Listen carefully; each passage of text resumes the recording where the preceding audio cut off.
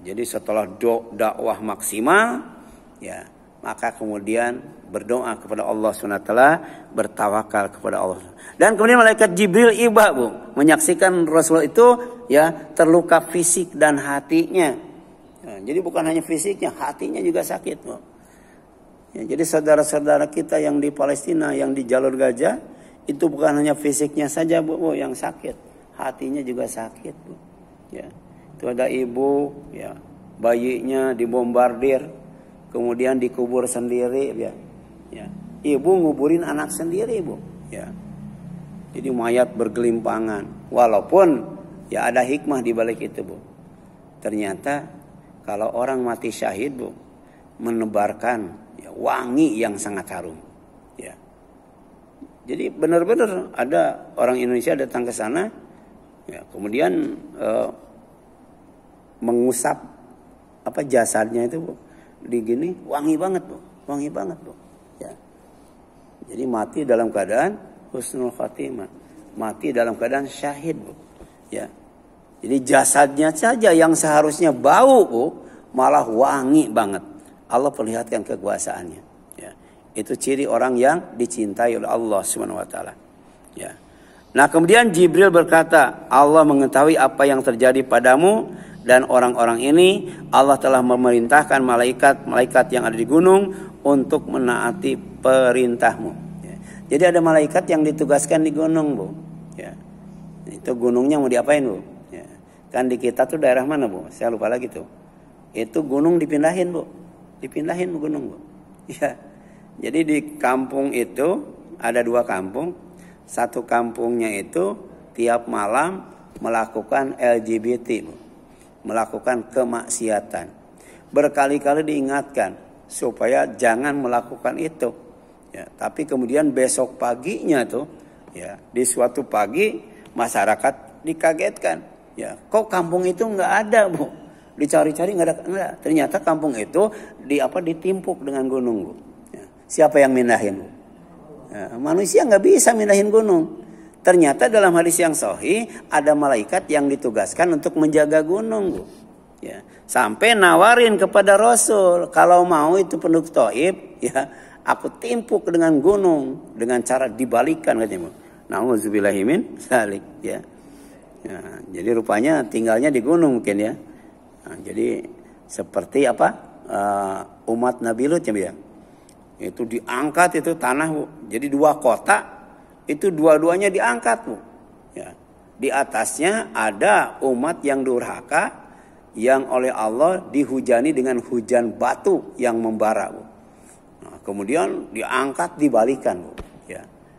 Jadi malaikat itu sangat luar biasa. Nanti kita akan jelaskan di ayat ke-11 sampai 16 tentang sifat malaikat, Bu. Jadi malaikat itu sangat besar, sangat kuat, sangat cerdas, sangat suci, sangat mulia. Oh, luar biasa, Bu. Itu Al-Quran, Bu. Al-Quran berbicara tentang itu. Ya.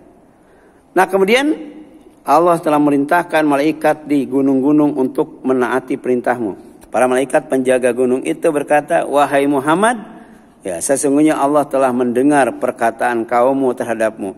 Aku adalah malaikat penjaga gunung dan Robmu telah mengutusku, ya, kepadamu untuk engkau perintahkan sesukamu.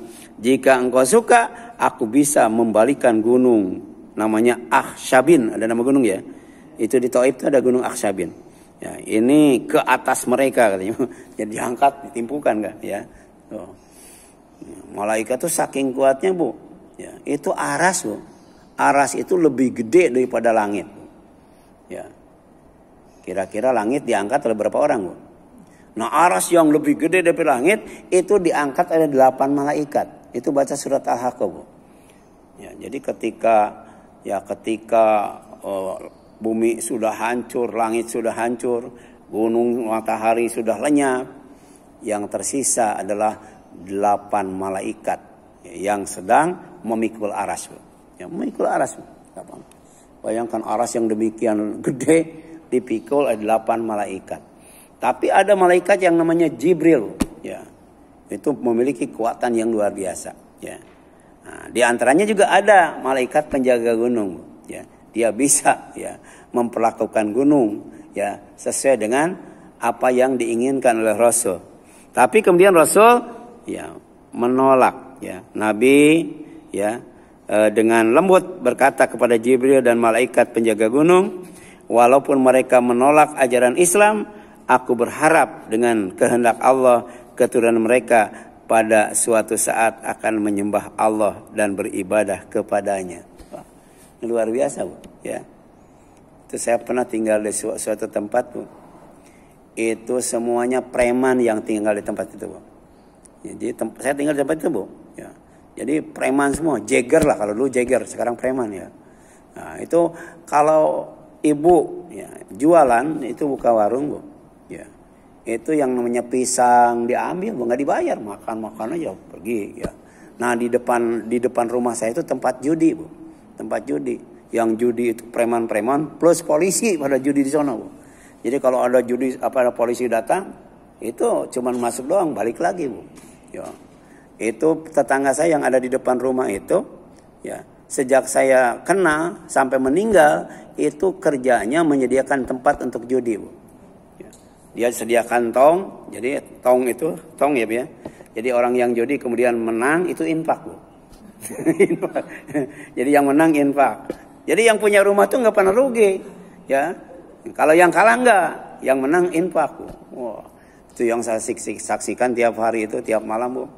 Itu mesin jahit, TV diangkut, Bu, untuk taruhan, Bu. Ya, untuk taruhan, Bu. Ya.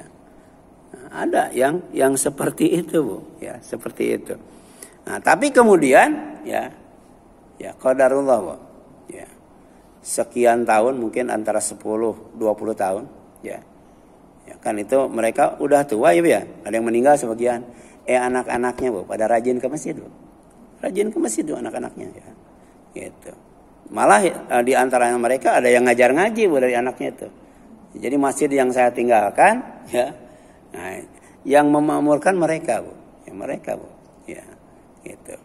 Jadi seperti yang diharapkan oleh Rasul.